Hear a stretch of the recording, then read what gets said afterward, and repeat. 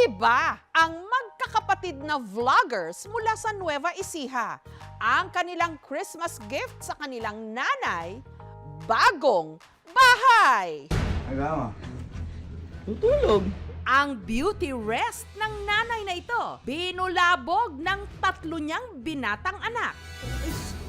Birthday mo, natutulog ka. Isinakay siya sa van at piniringan pa. Ang magkakapatid kasi merong pasurpresa. Regalo ko sa iyo na to. Pangarap natin to. Matagal na. At nung tinanggal na ang piring o blindfold,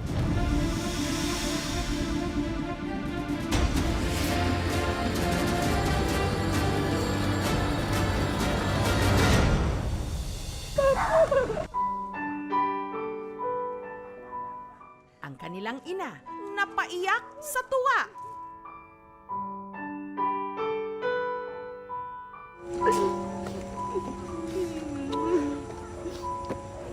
Ang kanila kasing iniregalo. Hindi lang isa, hindi lang dalawa, kundi 3.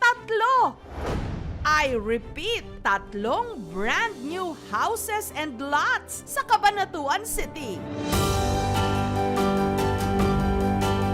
Meron itong swimming pool, jacuzzi, home theater, at glass house. Nakikita mo kayo na to. Ito regalo ko sa'yo sa atin dito.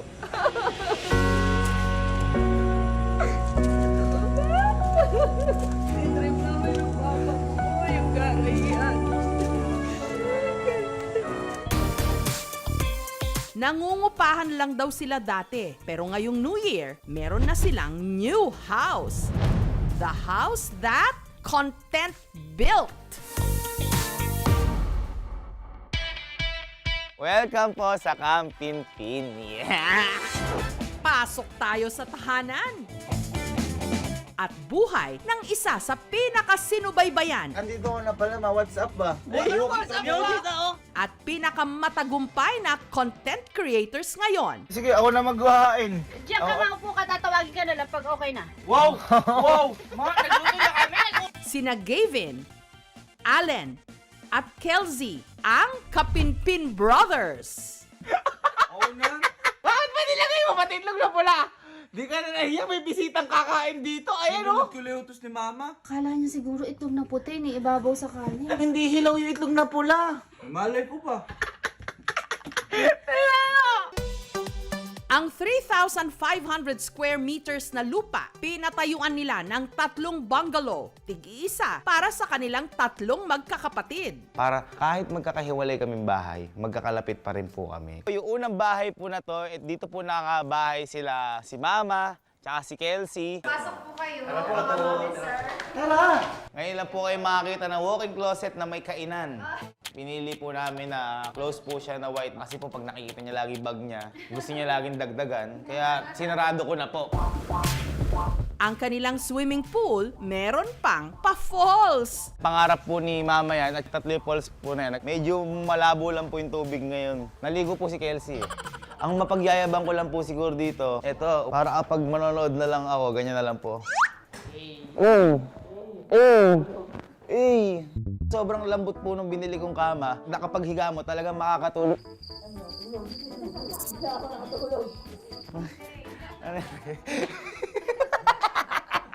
Ang kanila namang receiving area, ang pinapangarap nilang glass house. Ito po yung glass house namin. Ang birthday/Christmas gift na ito ng Kapinpin Brothers sa kanilang ina, 6 months in the making. Mula kasi nung nabili nila ang lupa at sinimula ng pagpapatayo ng bahay nitong Mayo, isinikreto nila sa kanilang Mama Beth. Hindi ako makapaniwala kasi baka mamaya pinaprat na naman ako. Lubog yung ano, lubog yung mismong ano, yung mismong linya. Ang Kapinpin Brothers nakilala sa kanilang prank videos. Bakit ba pinaglaruan niyo to? Naglalaro po kami, ito pinupukpuk ko po eh. Hoy, dahil ginawa mo yan, maglinis ka bukas ha. Honestly, ma'am, nung una, ginagawa namin yun. Uy, magulat ka nga. Magulat ka nga. Parang ang hirap, tsaka mahahalata ng tao na, uy, scripted. Kaya ma'am, hindi na namin siya ginawa na parang alam yung mangyayari sa prank. Kasi ma'am, hindi talaga successful nangyari. At tsaka, peking-peking. Kaya ma'am, ang ginagawa namin ngayon, Nawala kasi dalawa kong cellphone. Hindi namin kayo pinagbibintangan. Kumbaga, tatanungin ko lang kayo, nasa inyo ba yung cellphone? if ever ka ako na may nararamdaman kayo, sumabay kayo sa flow. Minsan ma'am, nag-aaway kami, patayin niyo yung camera. Away kami, sobra ka na kuya. Sigurado kayo, hindi kayong dalawa yung kumuha ng cellphone. Ha? Eh ano itong nakita ko sa inyo? May gagantihan ako. Pero sa magkakapatid, si Gavin daw talaga ang unang gumawa ng content. Nung bago mag-pandemic, ang nakasama ko po muna mag-vlog yung girlfriend ko. Masaya ka! Oo, tinan mo na may saya ko, diba? Uy, importante, masaya ka. Love you! Eh malayo po kami sa isa't isa, parang 1 hour and 30 minutes yung biyahe. Hindi po namin kaya mag-daily vlogs. Sabi ko, try ko kaya ako yung mga kapatid ko. Mamay, halika, may papagawa ko sa inyo. Tapos parang naisip ko din nun, wala pa ako nakitang magkakapatid na nagbablog na sobrang gagwapo, Opo, hindi po totoo yun. Ito po yung una namin pinang-vlog, pero hindi po siya naging success kasi sobrang blurred po niya. Kaya nag-turn po kami sa cellphone ni Papa. Ito po yung ginamit po namin na almost 1.5 year. Tingnan lang natin kung hindi ka magpurong dito. Unang vlog po namin, maghugas ng pinggan. Wow! Umabot po atang 5.2 million views yun. Tuloy-tuloy yung nakakaya natin. Nung una talaga, mahirap kasi mula sa wisyo namin, kahit ako nahihirapan ako mag-vlog, try ka ako natin, yung ginagawa lang natin na araw-araw. Kasi mas malala po kami kapag wala sa vlog. Sir Allen, bakit ka na-convince mama na sa pag-vlog? May suhol po sa akin lagi. Ayun pala, ma'am. May suhol po lagi kada. Oo, ma'am. Kasi ma'am, di pa kami sumasahod nun. Lagi ko ma'am sila sinusuhulan. Ayoko na nga, mag-ano na nga. Ano? Bakit pa kasi pinaglilinis niya, kuya? Hindi, mamasihin nga namin siya. 500, 1,000. Effective na effective dahil mukha silang ganun, ma'am. Hoy, lumalabas ilin ni Bata. Guys, pating ko kayo. Nakukuha po namin yung content namin nung una sa mga nangyari po sa amin nung mula pagkabata namin. Inaano po namin. Ano tawag? Anong revise? Hindi. Anong reincarnate? Hindi. Inuulit na lang ma'am namin. Kasi ma'am, yun yung pinakamasaya nangyayari sa amin. Nagtatakbuhan kasi kinuha yung pagkain, hahabulin na walis tambo. Kumbaga, tawan-tawa kami dati doon. What if kaya ako, gawin natin ulit yun. Hoy, kanina pa po yan dyan. Yung pag tinatawag po kami ni Mama, nagtutulog-tulog kami sa kwarto. Yung po kasi yung madalas namin gawin kasi ayaw po kasi namin nauutusan eh. Nagtatago po kami lahat eh. Si Gavin, aminadong may idolong vlogger. Kong TV, ma'am. What's up sa inyo?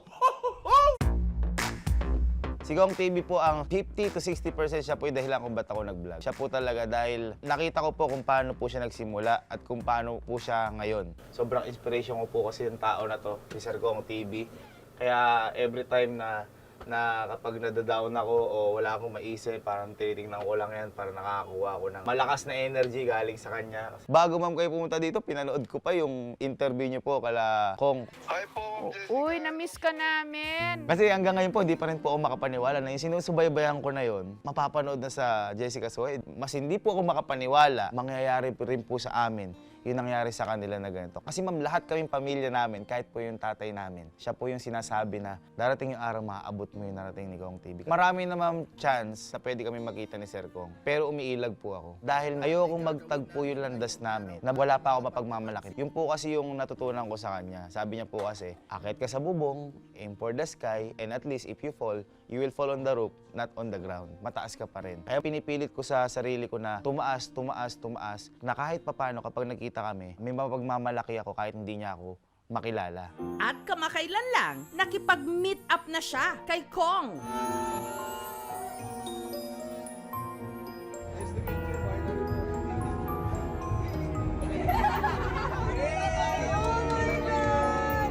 Sobrang thankful ko dahil nung nakita ko pa lang si Sir Kong, kinamayan niya ako, tapos binanggit niya mami yung pangalan ko. Nakakawa lang natin.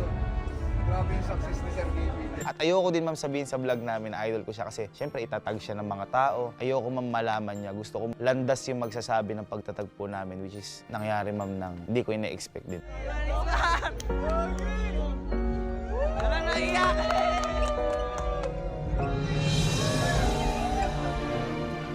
Ando po ako sa gilid nung umiiyak siya. Tumutulo na po yung sipon nito eh. Masaya po. Masaya po. Nakakayak din po kasi syempre, pangarap nga po. Tapos simula high school, pinapanood po. Unexpected po talaga lahat ng nangyari. Parang magic. Kailangan mo maghirap para makuha yung isang bagay na gusto mo. Parang magic nga raw lahat ng nangyari sa kanilang magkakapatid. Genuine nung happy namin kapag may pinupunta kami lugar tapos pinagkakaguluhan kami. Syempre, Dito, tinami ng tao. Tinami tao. Yung pantalong ko. di naman kami mga gwapo, normal lang kaming tao, di kami naliligo. Yung toothbrush namin, 4 months bago palitan. Ayun, tapos pinapansin nila kami, palakpakan. No. Nakakahiya, ma'am. Siyempre kasi, ma'am, hindi, ma'am, kami sanay, ma'am, na gano'n eh. Kumbaga, ma'am, nasanay, ma'am, kami na naglalakad, nakachinelas or nakashort lang. Doon na nga, ma'am, akala nila nang-i-snub kami. Ang hindi nila, ma'am, alam, hiyang-hiya kami. Paano ba namin sisimulan makipag-usap? Actually nga, ma'am, hiyang-hiya nga kami. Pinuntahan kami ng team ng KMJS dito. Hindi nga, ma'am, ako makatingin eh. So, ngayong araw guys, i-celebrate ulit natin yung birthday ko. Kaya naman tuwing may okasyon, hindi raw nila nakalilimutang mag-give back. Merry Christmas, sir. Naryang namigay ng groceries at mamahaling cellphone. Wow! Natanggap ako ng cellphone. Parang nasa kanila ng araw ang lahat, pero sadya pa ring may kulang. Dahil katulad ng ibang pamilya, may matindi rin silang pinagdaanan nung nagkasakit sa puso ang kanilang ama. Kahit si Papa, hindi niya alam na may sakit siya. Kaya nung bumagsak si Papa, akala namin tapos na kasi umilalim sa table, umurong na yung dila, tapos dumumi. Sumisigaw na lahat, tumatawag na sa akin si Allen. Nagulat si Allen, biglang umano si Papa, bumangon na parang, ano nangyari? Na parang wala lang. Sobrang apektado ma'am kami nun dahil nung time na naka-hospital si Papa, wala ma'am dumarating pera sa amin. Kahit ma'am teacher na ako nun, ang dumarating lang ma'am sa akin, sobrang kulang para ma'am sa hospital bills. Araw-araw ma'am ako umiiyak nun dahil syempre wala kaming makain at wala din kaming mapambayad sa ospital. Ang ginawa ko ma'am nun, nag-resign na ako bilang private teacher at saka plano ko nun, magbenta ng turon tsaka lumpia. Doon, makakakita kagad ako ng pera. Hindi na ako maghintay ng kinsenas katapusan. Pwede na akong kumita kagad ora mismo. At habang ginagawa ko yun, bala ko na mag-apply sa public teacher. Kasi ma'am, di ba kapag public teacher ka, pwede kang mag-loan after 1 year ng malaking pera. At yun naman iniisip ko na pambayad sa ospital nung tatay ko. Kaya hindi ko po akalain na parang makakatagpos kami that time dahil parang bawat galaw po namin and anytime po pwede nang mawala yung tatay namin kasi may tani nga po yung tatay namin. Sobrang hirap po talaga. And that time din po, hindi pa kami sumusweldo sa pagbablog. Doon po sinabi sa amin ng tatay namin na ituloy nyo na lang yung pagbablog. Kahit papano, may nakikita ako sa inyong potential. And doon din sa ospital na yun, doon pumasok yung unang sahod namin na 5,000 pesos. Kumbaga po, siya po talaga yung unang naniwala sa akin. Wala pa si ni Bata. Pating ko kayo. Sobrang hirap nung mga araw na yun. Sobrang saya yung vlog mo. Pero anytime pwede mabatay tatay mo. Yung ibang tao akala nagbabakasyon kami sa Maynila. Hindi nila alam nakaswero na yung tatay namin. 50-50 na yung tatay namin.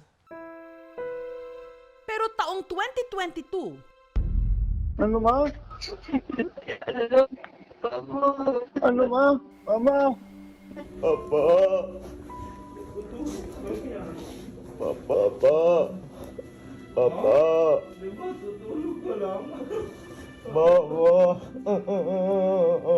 Ayoko ma'am talagang i-vlog yung pagkamatay ni Papa. Pero bago mamatay po si Papa, yun po yung hiling niya. Binibiro niya ako na pag namatay ako, i-vlog mo ako para hindi siya makalimutan. Yung binayaran namin sa funeral, halos nasa 140 to 150,000. Nagulat ma'am kami. Yung kinita ng video ma'am na yun, nasa 150,000. today is Father's Day, kaya kayo kasama ko si Papa. Hindi, actually kanina pa kami umaga nandito. Bumalik na lang ulit ako mag-isa. Ang pagbablog, ma'am, escape ma'am namin sa lungkot. Ang pinakamahirap lang, ma'am, pagtapos ng vlog. Pahinga, doon mo naman mararamdaman. Nung namatay si Papa, ako na lahat papalit sa lahat ng ginagawa niya dito sa mundo. Sabi ko sa sarili ko, gagalingan ko. Ganun na lang yung takot ko. Nagampanan ni Gavin, pinilit niya na maging isang kuya, isang ama. Katulad ng marami nating mga kababayan, ang pamilya Kapinpin nangupahan sa loob ng 12 taon. Ang hirap din kapag di ka nakakabayad ng renta. Hindi mo alam kung ano idadahilan mo sa may-ari ng bahay. Nagtataka ako ba't lagi siya nangungutang para mabayaran lang yung upa. Talaga nakikita ko, ma'am, nag-umiiyak si Papa dahil wala kami pera eh. Kaya pinilit daw noon ng kanilang ama na magkaroon sila ng sarili nilang bahay mula sa niloan nito sa bangko. Nagkaroon ng bahay, di pa siya palitada. Kahit wala pa siyang pintuan o bintana, lumipat na po kami agad. Yung bahay namin na yun is utang. 5 years bago kami nagka-tiles. At saka kung mapapansin niyo po dito, yung mga tiles namin na yan, kahit basag-basag na yan, yan po ay pundar ng tatay namin. Kaya hindi po namin... Tsaka alarm system po yan. Pag may magnanakaw po, uy, tunog. Meron po Malalaman namin yan. Ang bintana po namin noon, yung plastic cover ng mga books na makapal. Tapos yung Pintuan namin, yero. Kahit ganun yung bahay namin, proud ako kasi sa amin yun. Ang pinakamagandang CR namin. Ito, papakita ko po sa inyo. Ay, napakaganda po ng locking system po na to. Tingnan niyo po yung knife na gamit namin. Kinakalawang na ho. At para lang ho dito yan. Ayan po. Lock na po yan. Ganyan po. Napakatinding lock po niyan. Kaya nung nagsimula ng kumita sa vlogging at brand endorsement, ang magkakapatid walang ibang naisip na pinakamagandang regalo sa kanilang ina, kundi isang malaki at magandang bahay. Kasi nakita ko yung paghihirap ng magulang ko. Isa ako sa mga bata noon na nangangarap para mabigyan ng tahanan yung mga magulang natin. Papa, kung napapanood mo to, gusto ko lang sabihin na natupad na yung isa sa pinakamalaking pangarap natin para sa pamilya natin. Di ba sabi mo, may iba't ibang klase kang gusto mga birthday gift.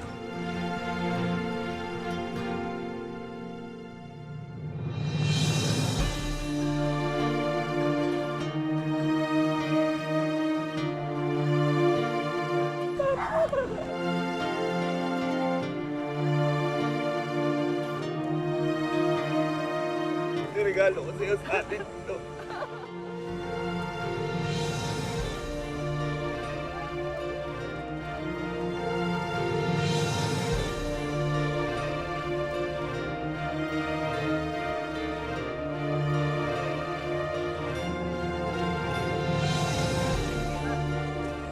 Siyempre para sa iyo yan, para sa inyo ni Papa, para sa pangarap natin.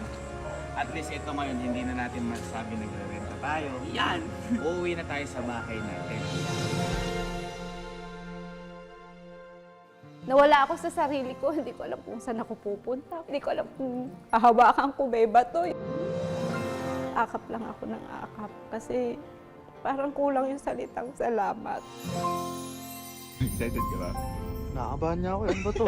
Pati ang bunsong si Kelzy nagulat sa surprise.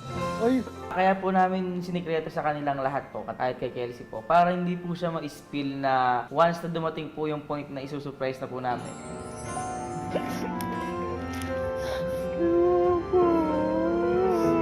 Nakakabigla kasi syempre nung time na bumukas kasi yung pinto, doon pa yung picture po ni Papa. Hindi naman naabutan ni Papa to. Gusto mo namin bawat sulok, nandun si Papa. Bawat sulok, maaalala namin si Papa. Yun yung mga pangarap po nilang design. For example, may bilyaran, si Papa mahilig magbilyar. Medyo makikita niyo po dito, glass house, yung tanggapan ng mga bisita para medyo formal. Meron din po tayo yung theater room kapag manonood. Pinilit ma'am namin na malaki yung bakuran. Kasi ma'am, yun yung pinaka gusto namin na kapag labas namin, feeling namin nasa labas kami, pero secured kami. Ganda ng bahay kasi ma'am, tas lalo nung gabi. Naiyak na lang ako noon eh, hindi ko naisip na parang may ganito na pala kami. Kasi ma'am, dati nag-aaway-aaway pa kami sa kwarto. Eto na yun, eto na ma'am yung pinaghirapan. Wala mang pagsisisi, sobrang sarap sa paka. Kasi ma'am, hindi rin biro yung gastos na ginawa namin dito. Pero hindi rin po biro yung saya na dinulot sa amin na to dahil hanggang ngayon po parang nananaginip kami kapag gising namin dito. Grabe, may swimming pool, walang entrance, may aircon. Sobrang laki niya ma'am para sa amin. Nakakahingal ma'am, lumakad. Nung malapit na matapos, talaga ma'am, nagtatalon ma'am ako dito, naguhubad ma'am ako. Sa amin na ba to? Ano na ba nangyari? Kasi ma'am sa loob ng 6 months, paano sa isang pitik nga lang po nandiyan, nagkaroon kami ng ganito na paggawa namin. Kaya ma'am, sobrang thank you sa lahat ng sumuporta sa amin kasi kundi ma'am dahil sa kanila wala ma'am kaming ganito. Marahil isipin ng iba, kompleto na ang kanilang kaligayahan. Pero hindi ba't masakit ding matupad ang mga idinadalangin na hindi na ito naabutan pa ng mahal sa buhay? Pinipilit ko po na abutin ma'am lahat kahit nawala na si Papa para ma'am sa pamilya na namin. Sobrang lungkot. As in, gabi-gabi hanggang ngayon may time na umiiyak ako. Kasi nakakaiyak dahil yari ma'am, nakabili kang sasakyan, makikita mo yan. Pero kanino mo pagmamalaki? Oo, kay mama, pero hindi mo kumpleto. Eh ma'am, yung pinakamahirap ma'am sa amin. Mahirap ma'am lumaki ng walang tatay. Feeling ko kung nakikita niya ma'am lahat ng nangyayari sa amin. Sobrang proud nun kasi lagi ako yung takbuhan niya eh. Kapag may desisyon din, kapag di sila nagkakasundo ni mama, parang ako po yung sinasabihan niya na lahat ng plano niya para sa pamilya namin. Sobrang hirap lang ma'am na nawala yung tatay namin. Ayan, nandito na kami. Pero ano yung sense? Sayang pa, no? Andito kami ngayon sa bahay At kahit kumikita na sila sa pagva-vlog at meron ng mga naipundar, alam pa rin daw nila ang kahalagahan na makapagtapos ng pag-aaral. Kahit ma'am ganito kami, loko-loko, makukulit, walang araw na pinabayaan ma'am kami nung magulang ma'am namin sa pag-aaral. Buhay pa si Papa ngayon at si Kelsey umabsent dahil sa pagbablog. Patay ako. Pero ma'am kami, ang goal lang talaga namin lahat is makatapos para may mapagmalaki. Kasi ma'am yun, sobrang laking kayamanan sa amin nun eh. Sobrang sarap. Hindi ko ma'am nararamdaman yung hirap. Pagdating sa pamilya ma'am, alam na alam ko na nung namatay si Papa, ako na lahat papalit sa lahat ng ginagawa niya dito sa mundo.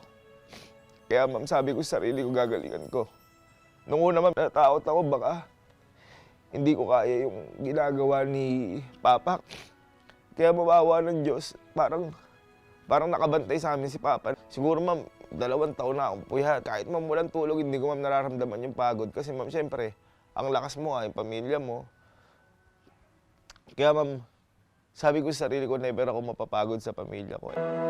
Sa nakalipas na mga taon, marami na tayong nakitang content creators. At kahit pa yung mga may formal na trabaho na naabot din ang kanilang mga pangarap. Ngayong 2024, i-claim mo na sa kabila ng mga pagsubok, ikaw na ang susunod na unti-unting bubuo, hindi lang ng iyong dream house, kundi pati na rin ng iyong dream life. Proud ako eh. Pinaramdam nila na mahal nila ako, nanay nila. Binigay po talaga nila lahat. Siguro ma'am, pagdating ng panahon, hindi naman ma'am nauubos yung pangarap. Pero ang maganda lang ma'am doon, hindi rin natatapos abutin namin yun kasi hindi ma'am kami napapagod para sa pamilya namin.